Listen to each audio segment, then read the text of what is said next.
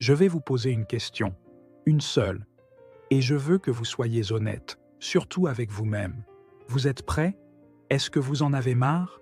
Marre de tourner en rond? Marre de vous réveiller chaque matin avec ce poids sur la poitrine, ce sentiment diffus de vide, ce bruit sourd dans la tête qui répète inlassablement « Ce n'est pas la vie que je voulais ».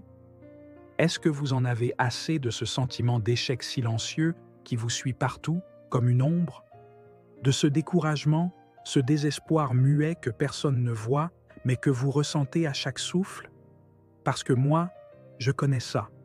Je connais cette sensation de vide, ce moment où tout semble s'effondrer, où plus rien n'a de sens, où même se lever devient une épreuve, où l'on regarde sa vie comme on regarde un champ de ruines, et on se dit « Comment j'en suis arrivé là ?»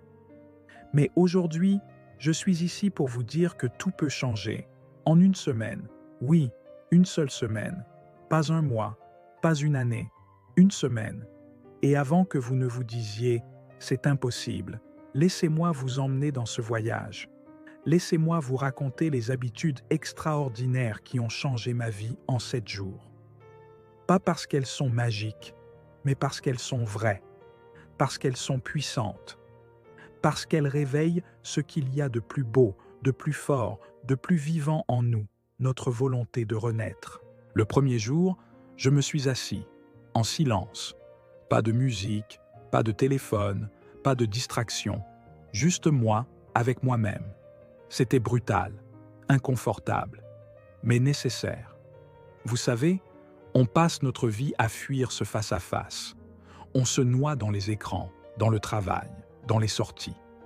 Mais quand on s'arrête vraiment, on se rend compte de tout ce qu'on n'a jamais voulu voir, nos peurs, nos regrets, nos blessures non cicatrisées. Ce jour-là, j'ai écrit. J'ai tout balancé sur le papier, les vérités les plus laides, les rêves abandonnés, les douleurs enfouies. Et pour la première fois, j'ai senti que je respirais. Vraiment. Je ne parle pas de sport intense, je parle de bouger, marcher, respirer profondément, sentir son cœur battre, se reconnecter à ce corps qu'on a trop longtemps ignoré. Ce jour-là, j'ai marché pendant 1 heure, sans but précis. Et à chaque pas, j'ai répété « Je suis en vie, je suis là, je suis capable ». Une phrase simple, mais un pouvoir immense. Le corps, c'est la base. Si vous traitez votre corps comme un ennemi, il ne pourra jamais être le véhicule de votre transformation. Ce jour-là, je me suis levé et j'ai bu un grand verre d'eau. C'est tout. Mais je l'ai fait avec conscience, avec gratitude. Et puis, j'ai mangé un fruit, lentement, en me disant que ce geste était un acte d'amour pour moi. Ce que vous mettez dans votre corps influence votre énergie, vos pensées, vos émotions. On ne construit pas une vie nouvelle avec du carburant qui vous détruit. Et je ne parle pas de régime, je parle de respect, de retrouver un lien sain avec ce qui nous nourrit, au sens large. Ce matin-là, je me suis levé 30 minutes plus tôt, juste pour moi, pas pour répondre à des mails, pas pour courir, pour être. J'ai médité, j'ai lu 2 pages d'un livre inspirant, j'ai respiré profondément. Vous n'imaginez pas le pouvoir que vous avez en décidant de comment commence votre journée. Ce moment vous appartient. Il ne devrait pas appartenir aux urgences, aux autres, au stress. Ce jour-là, j'ai commencé à parler autrement, pas aux autres, à moi-même. J'ai écrit sur un carnet « Je suis capable de transformer ma vie. Je mérite la paix. J'ai le droit de recommencer, aussi souvent que nécessaire. » Les mots que vous répétez deviennent votre réalité. Votre cerveau les enregistre et votre corps les suit. Arrêtez de vous dire « Je suis nul, je n'y arriverai jamais ». Vous êtes en train de vous tuer à petit feu. Ce jour-là, j'ai appelé une personne à qui je n'avais pas parlé depuis longtemps et j'ai dit la vérité. J'ai besoin d'aide. Rien que ça. On croit qu'on doit tout affronter seul. C'est faux. L'isolement est un poison lent. Ce n'est pas un signe de faiblesse de demander du soutien. C'est un acte de courage. Et j'ai découvert ce jour-là que nous sommes entourés de trésors humains. Il suffit d'oser tendre la main. Le 7e jour, je me suis posé une seule question. Quelle est la plus petite action que je peux faire aujourd'hui pour me rapprocher de la vie que je veux?